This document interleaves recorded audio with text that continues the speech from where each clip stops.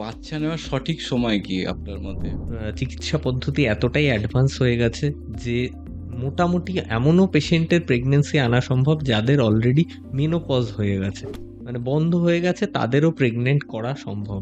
সুতরাং এই যুগে দাঁড়িয়ে বলা উচিত না যে আপনি 30-এর আগে প্রেগনেন্সি নিন বা আপনি 40-এর আগে প্রেগনেন্সি নিন।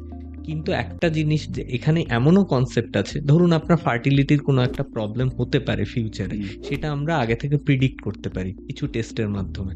তো তখন কি বলা হয় যে হাজব্যান্ড ওয়াইফ দুজনেরই বা যে কোনো আলাদা আলাদা করেও তারা তাদের সিমেন বা তাদের ওভাম বা ইভেন তাদের তৈরি করা যে ভ্রূণ, সেটাকে তারা ফ্রিজ করে রাখতে পারে আচ্ছা। ভবিষ্যতে ব্যবহার করার জন্য।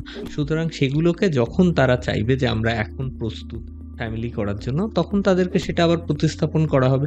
যদি তখন তাদের ফার্টিলিটি ন্যাচারালি চলে আসে তো চলে আসবে, কিন্তু তাদের কাছে একটা ব্যাকআপ তো ব্যাকআপ থাকলো। প্ল্যান থাকলো। তো সেটা, সুতরাং আজকের দিনে কোনো বয়সী নয় যে এখনই আপনাকে নিতে হবে, এরপরে আপনার আর বাচ্চা হবে না।